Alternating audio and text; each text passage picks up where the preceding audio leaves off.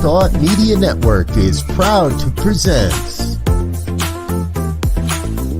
Cosmic Prayers, your weekly shift, Mondays at 11 Mountain Time, with your host, Laura Topper. The Cosmic Prayers, live from the UK. And now, here she is, Laura Topper.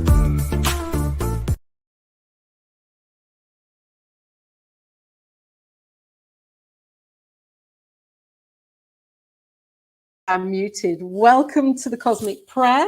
We're here on New Thought Media Network. It's 5 p.m. Mountain Time. I'm here in the UK. 24th, I think it is today, Monday. And I just feel so excited and blessed to be here. Thank you, Diego, for putting that up. Thank you for joining us today on the Cosmic Prayer. We are live, and yes, please like our page and subscribe and share. All the information is coming up right now. We are live, and we, of course, are recorded, so you may be watching this on the catch-up later. And if you are, welcome, wherever you are on this beautiful planet, and whoever you are. This broadcast is for all of us to remember who we are and to connect with that beautiful spiritual practice of prayer. Each week, an amazing guest comes on here to share their insights, their understandings, their demonstrations, and how they love to use prayer and then teach it. So this is a beautiful opportunity for us to learn and to grow and expand in our consciousness together. Today is an amazing day because we have a beautiful guest here. You will be used to watching and seeing her here on New Thought Media Network, as she has an amazing show called The Joys in the Journey. And she also is an author and a poetess and an inspirational practitioner and teacher. And she's in ministerial education at the moment, and I know she is this profound minister that her way and her educating and ministering is just so beautiful. And so I feel so blessed to welcome Gina Colvario Krupka. Welcome. Krupka. Hello. Sorry. Welcome to the Cosmic Prayer. I'm just so thrilled that you're here and shining your light, looking so gorgeous. Yes, I love the haircut. I absolutely love your hair. It had to happen. Congratulations. I love it. Be sassy. You are sassy. I love it. She has the best spirit. I love you. Laura and I we are friends as well. So this is a gift to be here. For those that are listening, you get to basically butt in on our conversation on any given day. Absolutely. We are all one, and you can just be on the end today. And this is an extended conversation that continues. Prayer. It truly is. And it's not much of a different theme than it would be on any of our conversations, because this is what we talk about. This is what matters. Spirit in our life, and that direction of it is what matters. And how we use these amazing practices and tools, how we use them in our daily lives, and prayer being one of them. We know with spiritual mind treatment that we have this incredible opportunity I know for me, and I'm just really so excited to hear from you, Gina. How you, first of all, how you use prayer for your life, and when when was the first time you started praying, and how was that? What did you do? What was the technique, and how's that evolved for you? Well, for me, I was raised Catholic. I was raised in an Italian Catholic home that was prayer was definitely a part of it, but it was always more for me. I didn't go because I had to. Even when my parents didn't, I would go. I knew throughout my life that when I prayed, when I went to church, life was better. And it wasn't that I went to church because I felt I had to. I never really had that guilt factor. And I didn't believe a lot of what they were telling me because I knew that God was love. It was where I went. Mother Mary, Jesus, this is where I went for love. This was nurturing. This was never a question of whether or not, there was no punishment in that for me. There was just a place that I could go and be held in love. And I always felt that all of my life. So I know from a small child, I had that feeling, that knowingness, that spirit as me, I knew it then. I knew even then that when I was empty, that's where I went to be filled. I didn't have words for it, but I always knew it all through college. And then when I look back at my life went better when I went to church. And I used to say it as, I'm going to say thank you. That's how I used to say. It wasn't that I went because I had to. It was because I used to go to say thank you. And when I went to say thank you, I felt better. And it was that simple, because I didn't agree with all that was said and how it was said and all that stuff. But I knew that when it was part of my practice, that my life went better. So I continued to do that. And as time went on, it just became, I knew that this wasn't enough. And when I found our teachings, I mean, of course, I knew I've always kind of been a seeker, and I've been looking at different things and looking for those quote unquote answers or more. I guess that would be the answer. I was looking for more. And the more that I was looking for more, I found my way, or it found me. I had 3 different people in different parts of my life tell me about, you'd love my church. And I thought that was the most bizarre thing that anyone had ever said to me. Who says that? You'd love my church. You'd fit right in. I'm like, what the hell? What does that even matter? And I couldn't even conceive of it. And by the 3rd person that I didn't know knew each other, different people, different parts of my life, I said, okay, what time on Sunday? And I walked in and I was home. Mm. And now what I know is I don't just go to say thank you. Mm. Spirit doesn't need my thank you. God doesn't have an ego. It doesn't need to know that I have gratitude for it. I need to give it, because when I'm in gratitude, I am in love. I am in joy. I am better when I give it. Not that Spirit doesn't need me to thank it. There's no ego there. There's no judgment if I don't. I need me to. So now I go to celebrate. And, it's so funny because, growing up with the Italian Catholic guilt, if you didn't go, there was, or a lot of times in churches, different religions, that if you don't go, you're damned to hell. And, we don't believe in hell. So there's not that fear anymore. And, I think of it as, why wouldn't you go? Like, I go to service and I celebrate, even online. If I miss it in a week, I go back and watch it. I was in a service yesterday giving a message, and then I watched the service at night that I didn't get to see during the day, because I am filled by it. This is a choice. It's not a have to. And, it's a gift to be able to, especially live close enough to a center, to be able to walk in and feel truth, be surrounded and bathed in that truth, in that energy. So that's the long answer to a short question. An amazing answer, because what I'm hearing from you is your passion, for wanting to, that filled up that you talked about in the beginning. You felt filled up when you walked into a Catholic church. You felt filled up by saying thank you. And we know as practitioners that it's that gratitude that we have. That yes, we're not grateful because we're trying to, placate, or we're grateful because this life is so amazing. And the more we know that we have that connection with gratitude, then we're living in that, we're living from that place of, well, there is more of it. There is more of it when we open our hearts. I love that. So I'm interested, when you walked in, so there are you saying thank you, and then you find this whole other way of having spiritual community where spiritual mind treatment is used. This Which was for probably anyone watching is the 12 way years. that may not know is the way that we, the way that we use prayer for ourselves, for our lives. What was that like? That must have been like, oh my gosh, a whole other thing going on here. It was very different in a lot of ways. For me, it's one of those things that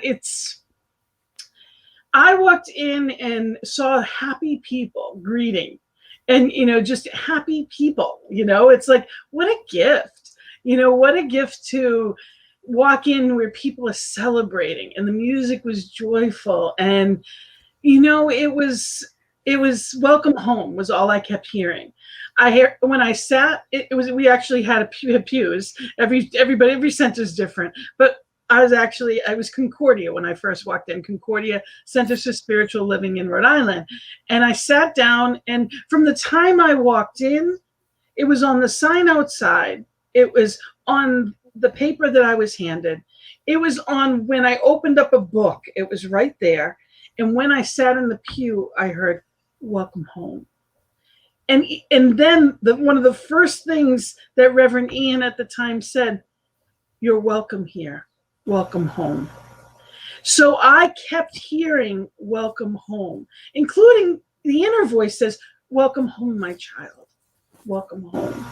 So I knew I was exactly where I was supposed to be from that first day. Like there was no question that this was where I was meant to be. And there still isn't. And it's not about, I've come to realize for me, it's not just about the perfect place. It's being in alignment in my place. Because you can be in the midst of the sacred, but if you're not aligned, it's irrelevant. I remember not knowing the words for it. When I was in college, I went to Australia and I went to the Great Ocean Road, and there were 6 of us that took a trip, and we went, it was beautiful, just gorgeous. And there was a site that was called the 12 Apostles, and it's absolutely breathtaking. It's a rock formation. And I had never experienced anything like it. I stood there in awe at the mystery of life itself, feeling like a speck of sand in the grand scheme of the cosmos. And just the allness was so big. And that experience that I had no words for, but was in complete alignment to. I'm like, can't you just leave me here and come back for me tomorrow? That's what I felt like. And I grew up in inner city Boston. We had nothing. Nature was like maybe a tree on the block. Like there was no nature. So to be in this space and find it so sacred, and to be with 5 other people that did not, just thought it was pretty. It was definitely a spiritual experience in my life. Wow. And I was with 5 people that just thought it was pretty. Yeah. That's what I know about spirituality, is it's about where you're aligned to. Because truth can be truth all you want, but if your experience is not within that truth, you're not going to register in any way. So it's not about going to the mountain. It's about realizing you are the mountain.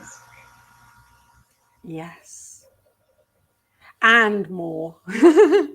And that's what treatment does, isn't it? It brings us back to that place, that awareness of our connection, of who we are. We unify there in that second part of our prayer. So how do you use prayer now, Gina? Well, I'd love to talk about treatment for a minute, because this is a tool that we use. It's a specific method of prayer, which, for those of you that don't know what treatment specifically is, it sounds strange. I like calling it affirmative prayer because treatment sounds, I don't know, I guess it sounds technical or whatever it may be. So for me, it's warmer to say affirmative prayer for people, especially that don't know what it is, because that's what it is. It's knowing a truth and claiming that truth in a loving way, but declaring it, not wishing that I be worthy of it. It's a particular process of saying something in a way that I declare it, I know it, and it is so. Mm-hmm. And it's using love and law and understanding whether or not you know what it is. It's simply letting, the love is the declaration that divine that created everything and me, that loves and fills and nurtures.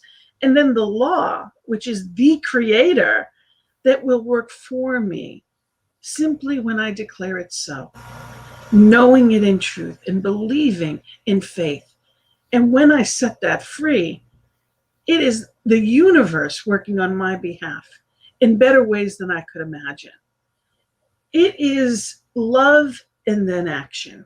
And it is simple, but until you get it, it doesn't feel simple. So what I would encourage people that are new to this, please fall into the process. This thing called You by Ernest Holmes is a love story.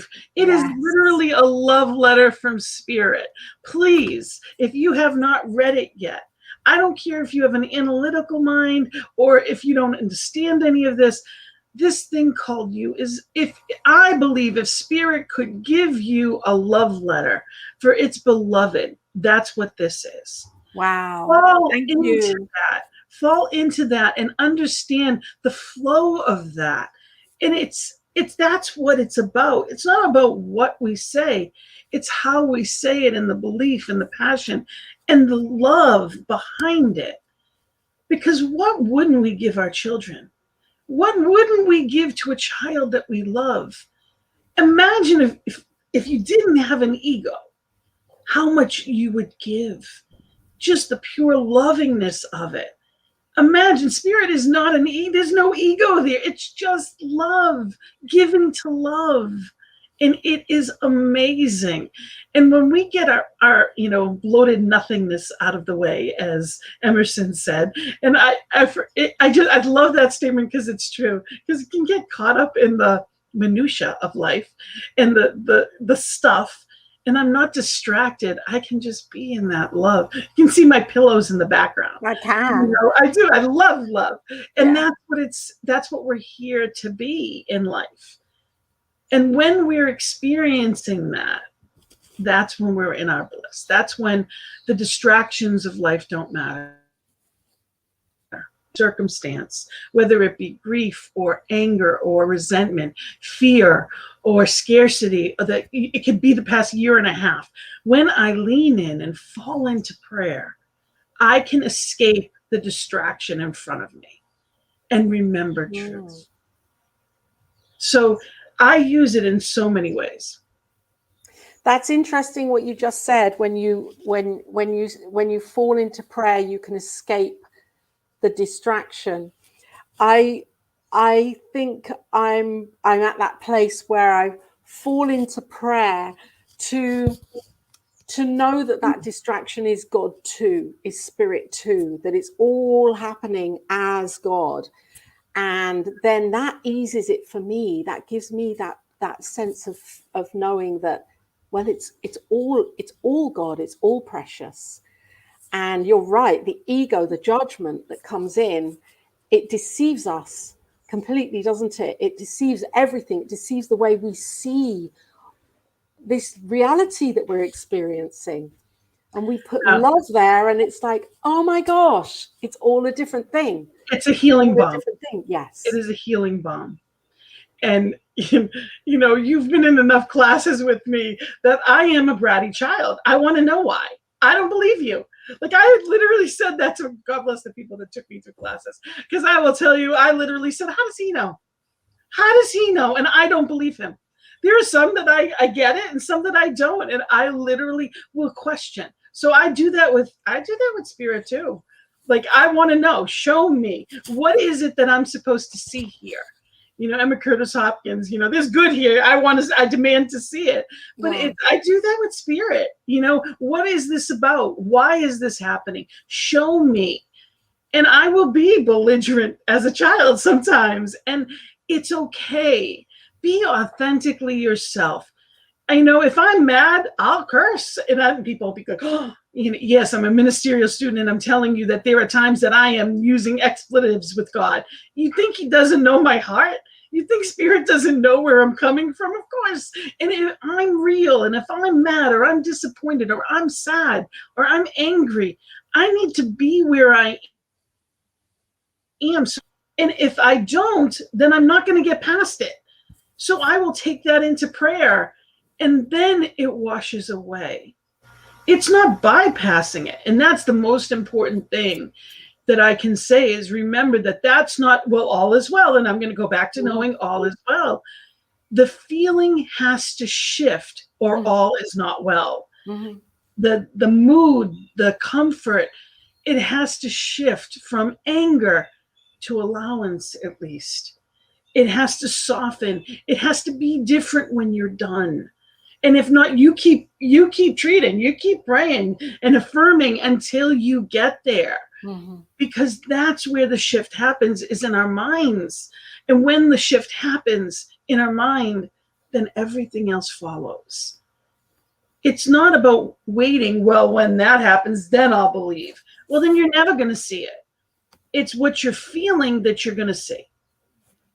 And that's why our treatment is in 5 steps, because we build up to that, don't we? I mean, it's not just delving in and, we build up to that knowing of, God is, I am.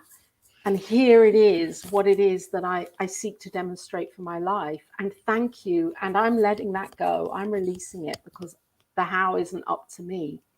So it's a process and one that takes time to I learn. love what you just said too.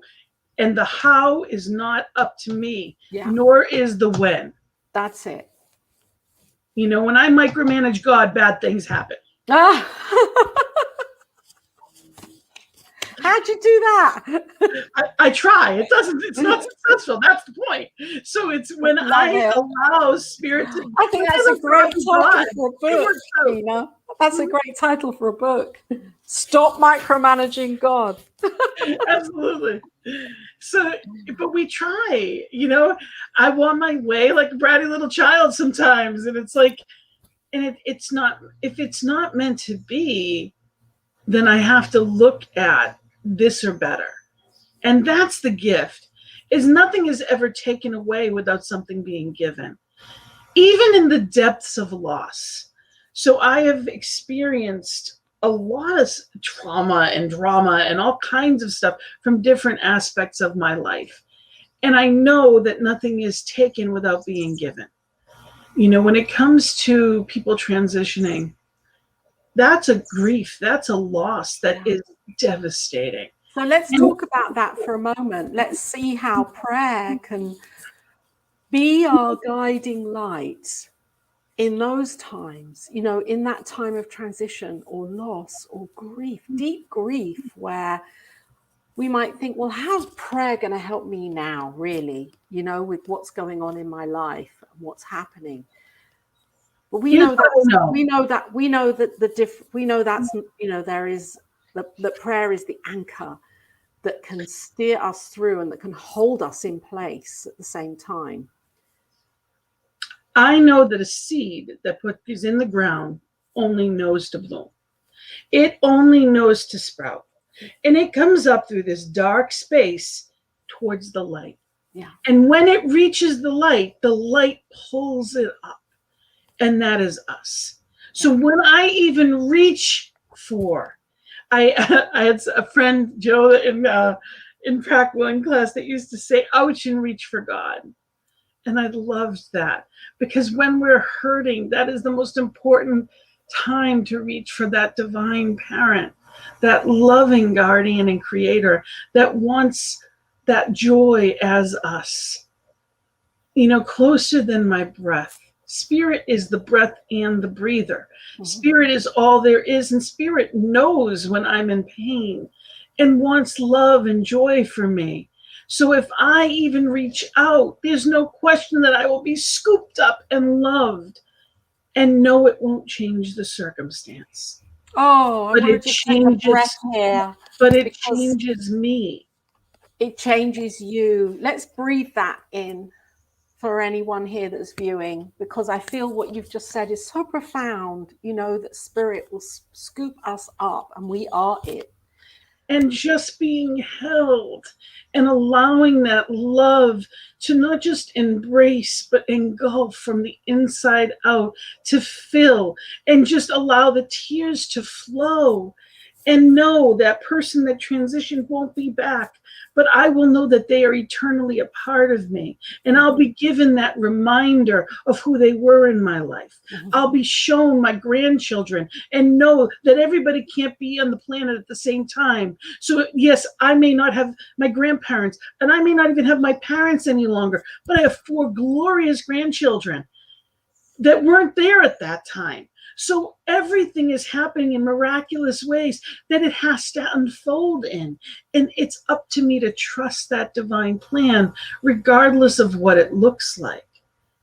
You know, when I get in the car and the GPS tells me north, and I'm thinking, really? Usually it knows what it's doing, usually, you know, but I know that that divine GPS always knows what it's doing. So let's talk a little about trust and faith here, because I believe that's what our affirmative prayer is doing. It is allowing us to have a deeper faith in what we can't see, in that unseen, in the invisible. That as we shift our own consciousness and change in our own consciousness in our minds, we open our hearts to having faith in what we can't see. And yet that is where I know that's the cause. That's where it's all beginning from. And for me, spiritual mind treatment takes me away from looking at trying to change the effect, trying to change that end result of what's already here, coming right back to what I know as the thing itself and having faith in the unseen. In those moments, I don't treat. I'm not going to lie. And when I'm in that place of devastation, no. Oh, no, maybe not in the moment. No, but I'm saying what I have had many times of that's what my experience was. And I talk to God all day. I talk to spirit all day long. Good, bad, or indifferent. I yell, I talk, I cry, and I know I am heard. There's no question in my mind. I can remember one instance that I cried to the point that I went to bed and I cried. It was the middle of the day, just because I said, at least if I'm napping, I'm not hurting.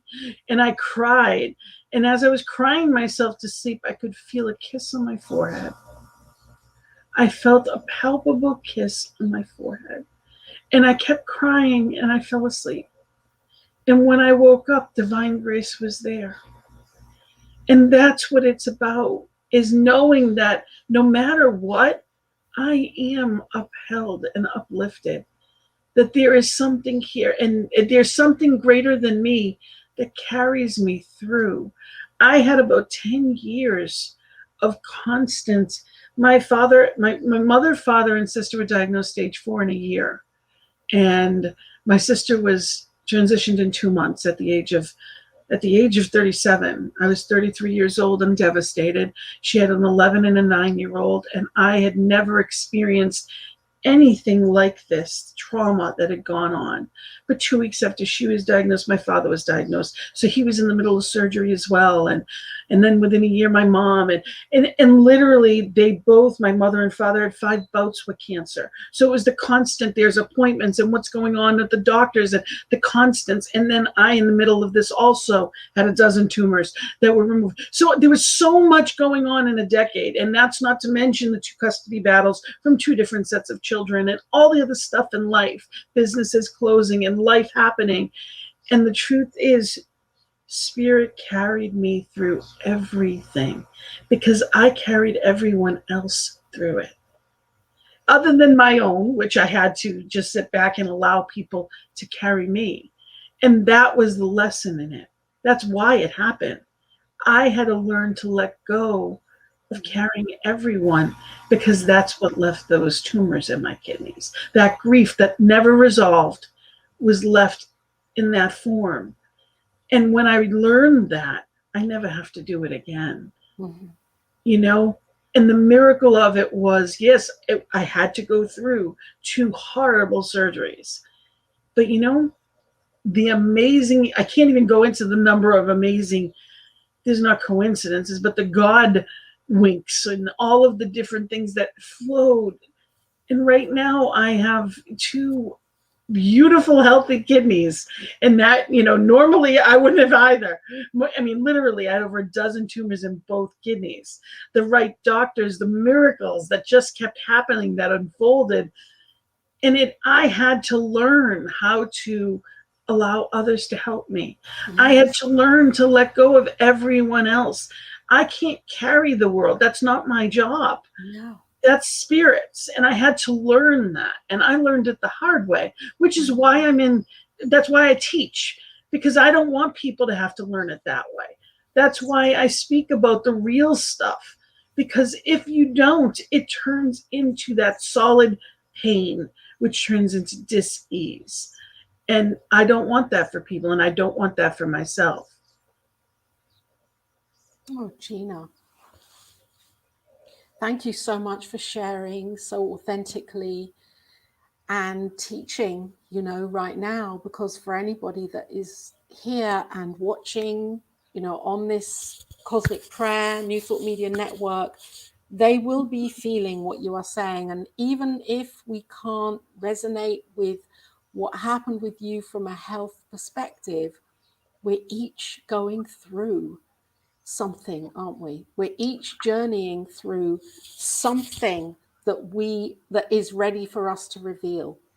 And for so many of us, that is about, women, we take on a lot. We nurture, we feel it's our responsibility to be the ones to make it all work and get everybody where we think they need to be.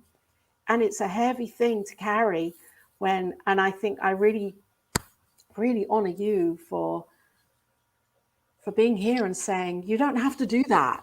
You don't have to do that. It's God, let God be God. Let's hear it work through people. And it doesn't benefit those people either, because they have to learn for themselves to do that. And you cannot know what you were never taught. I was raised to do this. So we give people license to be who they are. We allow, when we talk about the difficult things, it lets the light in and we become enlightened. Yeah. That's how it works. So it's learning how. I mean, for me, one of the gifts that I have is I use my poetry. I started actually in the center one day at meditation. It started for me. I never read poetry. I never was into it in any way. And it was during a meditation time before service, and I wrote a poem straight out, just wrote it as is, completely from beginning to end. It wasn't scratched out. It just came out whole. And the next week I went back and I did it again. And the next week I went back and I did it again. And I realized that when I sat down with a pen, they came out whole. Wow. And the gift is whatever the topic with what I was going through, it's like the answer from spirit comes. And it comes out, in some people it comes through their artwork. Some people it comes through music. I definitely use music. It is a huge tool to carry me from wherever I am to where I choose to be, or to help me get out the emotion where I am. Mm-hmm. People think it's not okay to cry. Of course it's okay it's not okay to wallow and suffer, but you have to cry. This past year and a half has been a ton of grief. Yeah. And it's not just grief that we're walking through. There's nothing worse than seeing people you love hurting. My mom transitioned and I couldn't be there for parts of it because she was in the hospital and only one person a day, and it was in another state, and all the restrictions that were going on. There were times that she was alone for a month because I didn't want to risk giving her anything. Mm-hmm. Her last Mother's Day here, I didn't get to be with her because of all that was going on with COVID, and I was trying to be safe, and I lived in a different state. So we all have these griefs that of different types, and we relive them like every Mother's Day. You're going to miss who's not here anymore. We have this, and we're supposed to be human. That's our best quality. So we're supposed to feel, and it's okay to feel. We are not going to break if we know how to allow spirit to lift us back up. Yeah. Suffering is staying in the pain. That's suffering. Pain happens. Suffering is getting stuck in it. And when we don't have the right support around us, some of us were not blessed to be born into the family that is supportive. Some of us are in families that are smothering. So there's two different sides. Either way, you get to choose. And that's what centers one of the best part of being in a spiritual family, is that you're picking the family of choice that understands and is there in a truth-filled way. Mm-hmm. It's a gift. It truly is a gift. And what I love about what you just said is, that it feels as if we really get in touch with our emotions, that we're being weak or that we're breaking down. And yet we know, well, I know that by not getting in touch with emotions, that's where the breakdown begins. Because vulnerability is the strongest thing that you can show. Strongest thing, isn't it? It's the most amazing gift that we have, to be vulnerable and to be real. Empathy is, if only we saw more of it in this world. Unfortunately, we've been bombarded by some awful images over the past, especially 4 or 5 years, of againstness. That's not the world. That's just one circumstance within what we're going through. What are you paying attention to? Mm-hmm. Yes, we need to see all of it, and we need to be part of the cause for change. We look at the world and it seems separate. It seems on the surface that there's differences, but the truth is we are all one. Mm-hmm. And yes, I can witness and observe and honor. I must honor people's experiences, and I can know truth of them, and for myself. And I can go to a higher plane in prayer, and I can shift. The peace circle on Monday nights, that's what we do. We know peace. Whether or not I see peace, every Monday night is the peace circle. And the purpose of it is, growing up, I didn't know how to do this stuff. I didn't know anything about peace and how to get there. I was in a city, Boston. There was no peace. How many of us really knew that growing up, unless we were a blessed child that came from a family that instilled that into us? Yes, you're right. That's rare. We've had to learn these tools ourselves. That's what we talk about every Monday night is, if I want change in the world, I must be that change. So I must be that peace. If I am not at peace and I'm not contributing peace, then I am not working towards what it is I'm saying I want. So every week we go through what are different attributes of peace. What is it? Tonight we're talking about reverence and authenticity. So as we go through and we see, we're not bypassing the fact that we're missing people. Yes, it's tonight. Yes, the peace circle is tonight. It's on after time. It's on after the cosmic prayer, isn't it? It's tonight. Yes. Yeah. But it really comes down to finding your way to it through whatever topic it is. So we use a different topic every week so that I can be in alignment, because it's all about my alignment to what's already there. And I get to that place that I can now understand, well, when I am authentic and I say how I feel, I have an opportunity to help create peace. Yes. When I give reverence to where I choose to, I can release resentment and I can honor other people's paths and other people's beliefs. I don't have to change them. I have to change me. One of my favorite sayings is, fix my eyes. Fix my eyes, that I may see what spirit chooses for me, not what I'm seeing now. Because if it disturbs me, it's not about the world changing. It's about me changing. Yes. And how I align with it. Because if we say everything all is well, and knowing that, this too is God, well, that's great. But when it's something I don't like, that's not as easy. Yes. So coming into alignment with, what's this here to show me or teach me? Yes. How can I be a beneficial presence? Is it mine to do? What truth can I know for it? How can I lift in this moment? How can I be that change? And it always starts with us. It's easy to blame people. They did this. No, it's never about they. It's always about me.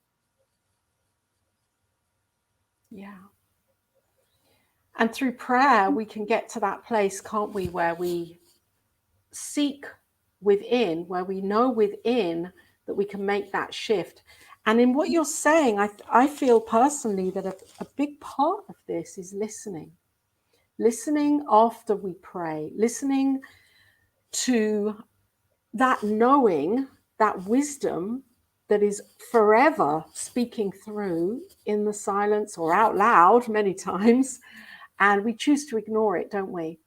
We choose to ignore because of it might feel awkward, it might feel painful, it might feel like it's, it's in the way. And yet when we really deeply listen, a whole other, for me personally, like a whole other story evolves of Well, truth. it's also what we're taught. I was never taught stillness. Prayer, yes, you pray, but that's talking. What I want is the wisdom. Yeah. And that means I have to shut up, which, as you can see, I'm good at speaking. I talk a lot, but do I listen? Am I paying attention? And am I following through with those guided, those guided messages? Yes. When I'm given an idea, do I follow through with it? Do I say yes and stand up and do that hard thing or make that phone call that may be difficult? Do I reach out to the people that I'm thinking about and honor them? I can't tell you how many people, when it came time for, I would have loved phone calls from people at certain times when I've walked through a lot of things in life. And I taught them that I didn't need it. And I want to just bring that up because we teach people how to treat us. Yeah.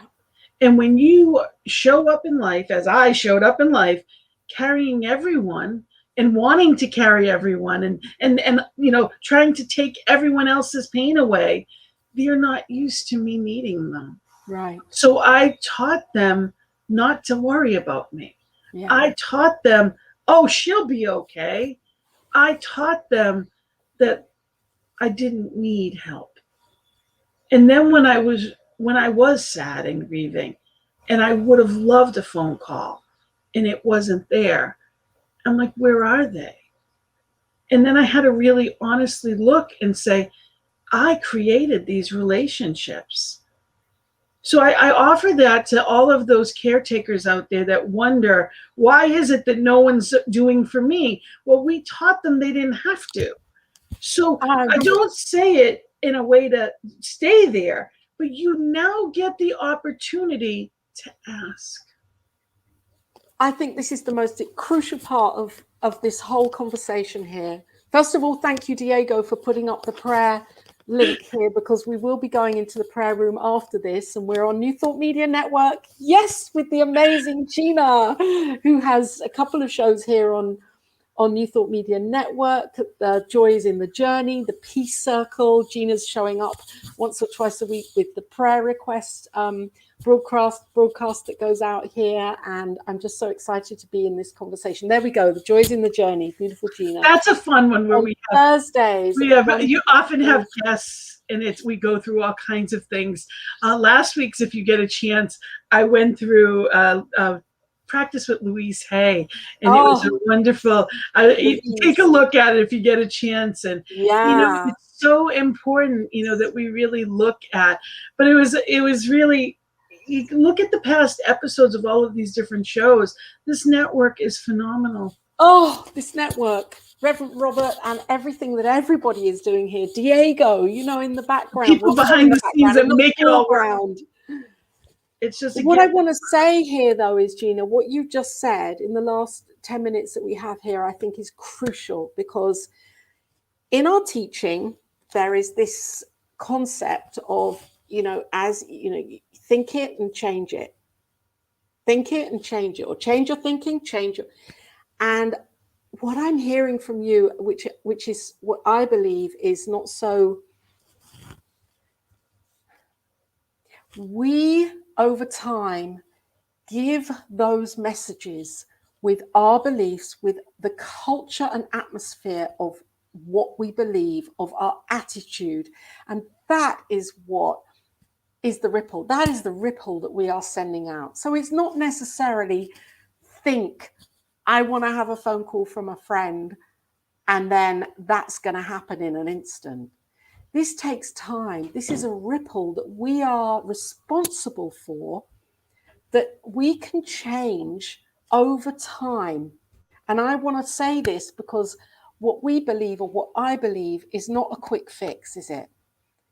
Sometimes it is. That's the gift, is that it sometimes is. Well, if we've had the consciousness before it's the consciousness, and there's some things that will show up quickly, and there's some things that will not, because they were not for my highest and best. You know, if I'm in a toxic relationship that I've only ever given and not received back, that person not calling is a good thing. But if I'm in a healthy relationship, and it is something that, you know, it depends. What I know is that we have the opportunity to change. Exactly. And that is the whole atmosphere of who we are and how we show up. Because I'm sure you're showing up with a completely different atmosphere right now to that time when no one would have called you. Often, but that only happened because I went through what I went through for cancer. There you are. It really only ever happened. I only saw all of this in this way because, do you know, there wasn't anyone in my life other than my husband who literally walked through me being in a coma for 4 days and in ICU for 3 weeks. Other than him, there wasn't anyone who didn't expect that I'd be just fine. I mean, anybody else, you would have been worried, but everybody knew, oh, Gina will be fine, because I just always am. And that's a gift, yes, because I always knew I'd be fine too. But at the same time, there was a lot of pain and struggle that went along with that wasn't honored because I made light of it. So sometimes we blame others when the truth is, and it's not, there's never blame. There's never guilt. There's never blame. There's no need. It's completely useless. It's only information. That's something I want to say again. There is no blame. There is no shame. There should be no guilt. There's none of the would, should, coulds. We only did the best we could until we knew better, and then we did better. It's that simple. And at the same time, we learn with this. Sometimes we learn it the hard way. And however we learn, whether it's we're taking the time to watch shows like this, or we experience something that doesn't feel good, however we learn, we get to change. And it's up to us where we go to. And pivoting to prayer and following that divine direction, that's where to go to. Yes. Those are the arms to land in always. And can you say that prayer has allowed you to make that shift for yourself? I had my laptop, I had my iPad in the hospital for the month that I was there. Right. And this was actually Bethesda, Maryland. I was at, I was literally where the president goes, was what, that's the level of care that I got, because I didn't even know it existed. But here I was, National Institute of Health was who did my second surgery. Like, we hear about it now all the time because we hear about it with COVID. That's who did my surgery. And I got the best of care literally in the world. I didn't know how that happened, but Spirit made it happen. That's what saved my kidney.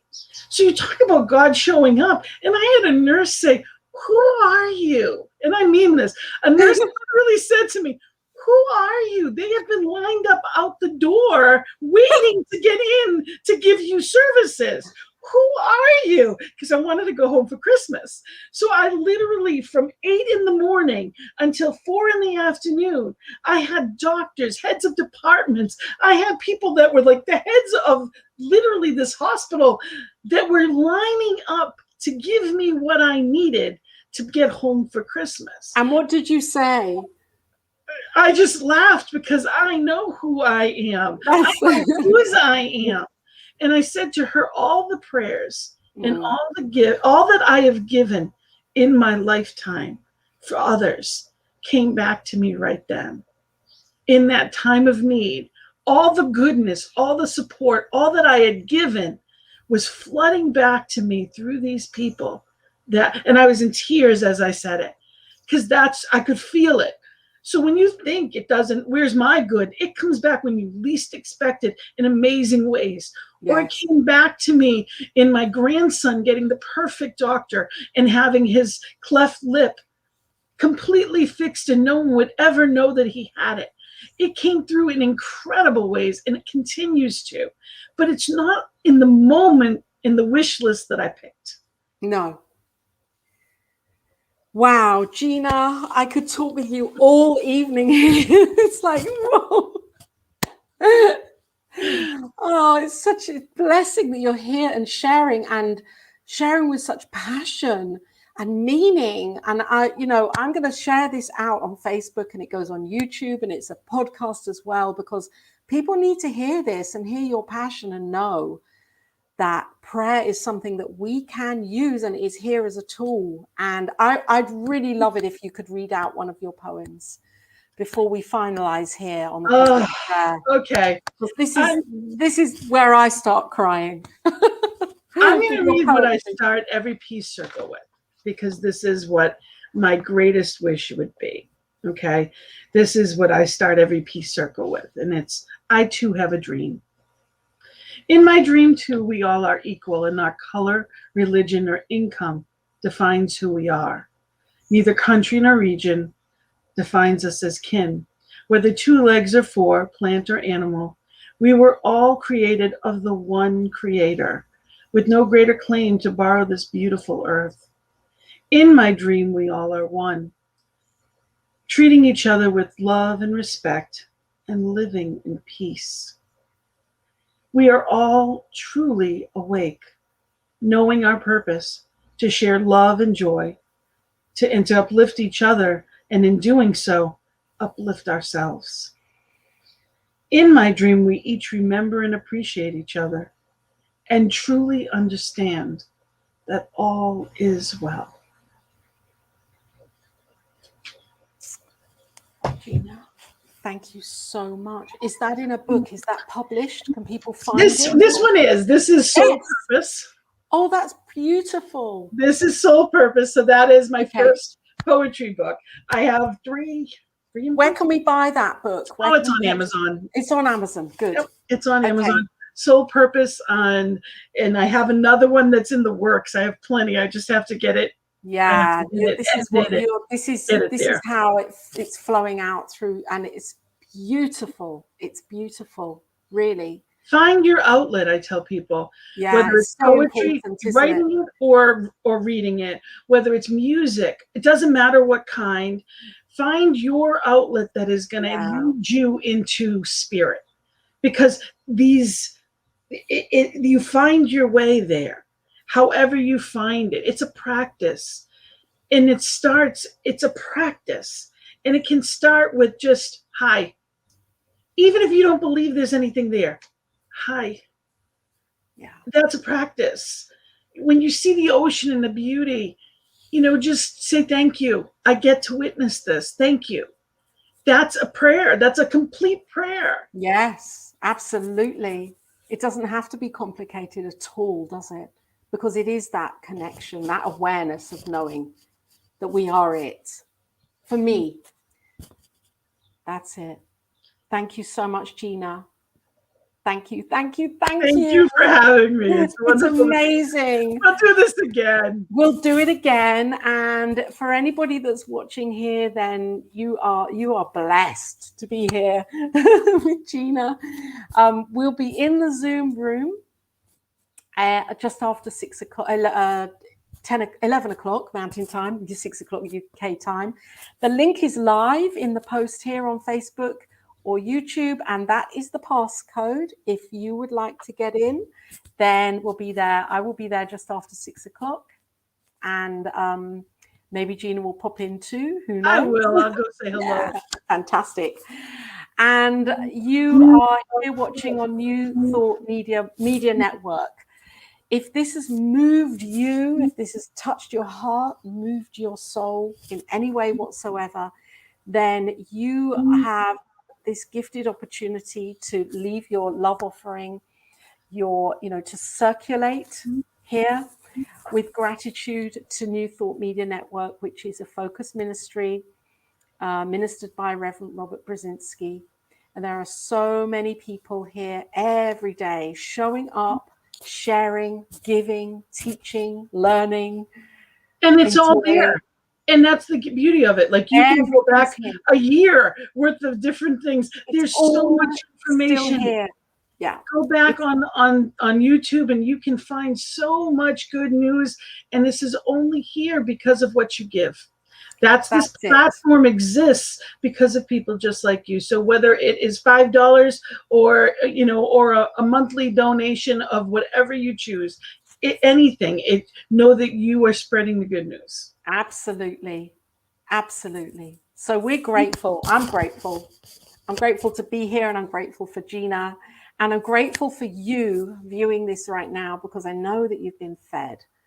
Somewhere in your heart, in your soul, you have been fed, and I know that you will take this forwards. If you're interested in more, you can see Gina today. What time are you on, Gina? Tonight, 6 p.m. Eastern time. 6 p.m. Eastern. Mountain time. There you go. And so you can join in with the Peace Circle there with Gina. Absolutely. Beautiful. Or Thursdays. I was here this morning too in prayer. I said, I'm just Gina lives here. Gina I'm lives just going to here. spend the day today. Fantastic. Thank you to everybody. And we'll see you next time. Thank you, Gina. Love and light. And just know that, that I love you and that Spirit loves you and is for you. And if Spirit's for you, there's nothing against you. There's nothing to worry about. Amazing. Thank you for listening to Cosmic Prayer, your weekly shift with Laura Topper on the New Thought Media Network. If you've enjoyed this programming, please tell a friend and join us again next week for Cosmic Prayer, your weekly shift with Laura Topper.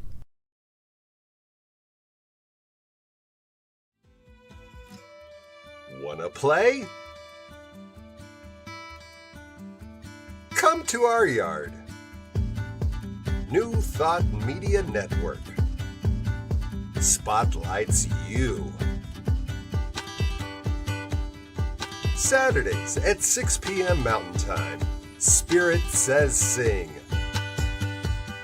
Our stage is open for musicians, singers and speakers, visual artists. Shine with us, live. It's easy, just click the link in the comments. And be ready to soar. Spirit Says Sing.